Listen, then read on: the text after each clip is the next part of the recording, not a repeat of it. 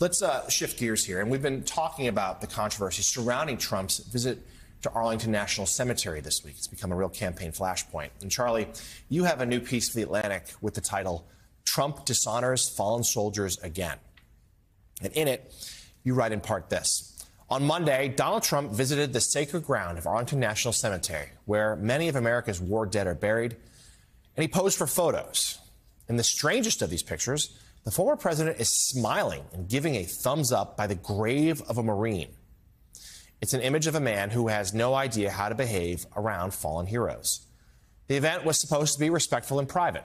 According to a press pool note, the families of the troops had asked that there be no media coverage in the area where the service members were buried, but Trump seemed to have other ideas.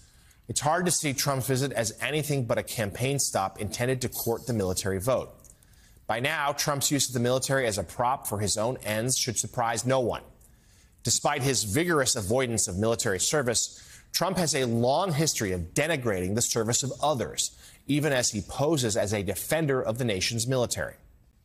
Monday's wreath laying at Arlington was, in part, Trump's attempt to clean up the mess he has created and to establish some credibility as a champion of men and women at arms. But in the end, it merely served to remind Americans how little he understands about service, sacrifice, and heroism. And Charlie, let's get you to expand upon that. We were ticking through earlier in the show the long list of times where Donald Trump has indeed denigrated the service of others, including those who have given their lives for the country. And as you see it, he did it again this week. Well, this is the great paradox of Donald Trump. You know, his own record of non-service is of course well documented, but so is this long record of denigrating the service of others and his contempt, and yet he continues to wrap himself as the champion of the military, and many veterans seem to think that he is an ally of the military. But you walk through. You look at this picture that you're showing right now. I mean, there's something deeply unnatural about this. Who posing with a thumbs up in front of the grave of a fallen soldier? Who does that? Somebody who, frankly, just does not understand what the sacrifice means. And you go back through whether it's the attack on John McCain for being a POW, or his suggestion at one point that he did not want disabled veterans to be in an Independence Day military parade because it would make him look bad, or his comments to his former chief of staff, retired General John Kelly, when they went to Arlington in 2017, and they're standing next to John Kelly's son, Robert, who was a lieutenant who was killed in Afghanistan. And Donald Trump said to General Kelly, "I don't understand why they do this. What's in it for them?" Or when he refused to go to the military cemetery in France, calling them losers and suckers. And, you know, for people who've been around Donald Trump, this continues to be shocking that someone who is the commander in chief just does not seem, at some core of his being, does not seem to understand why people give their lives for their country. And again, you want to talk about cognitive dissonance. This is a man who, you know, wants to be thought of as America First, USA, the defender of American strength. And yet when it comes down to it, time and again, whether it's Gold Star families, whether it's Medal of Honor winners, there's something broken in Donald Trump that makes it impossible for him to understand that kind of sacrifice and heroism. Yeah, certainly. Well said. And as the campaign so often does, they are indeed doubling down on what happened there, refusing to accept any responsibility. And Trump's running mate, J.D. Vance, is doing the same on a different matter after his newly unearthed comments showed him criticizing the president of the American Federation of Teachers for not having children. Let's take a look at Vance's original remarks back in 2021, followed by his new comments yesterday.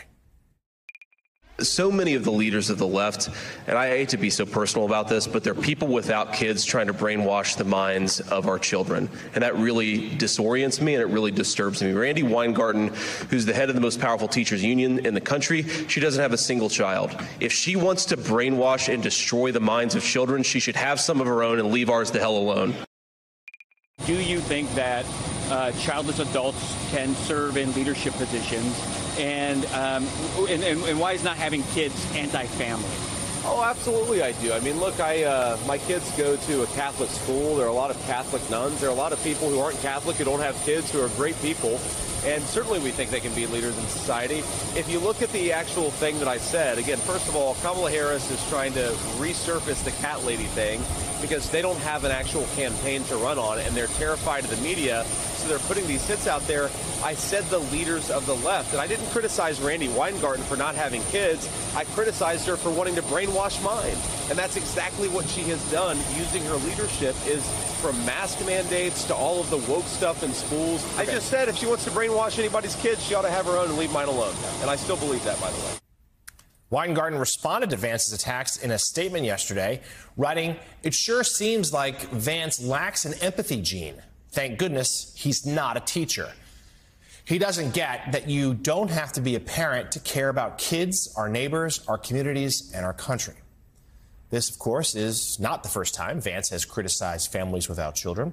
Last month, he went viral for comments where he called Democrats, including Vice President Harris, cat ladies for not having biological children of their own. And Simone, he simply seems to be digging himself a deeper and deeper hole and risking alienating, well, I don't know, half the country. Literally everyone. People with cats, people without cats, people without children, people with children, teachers. Like, you could just go down the line.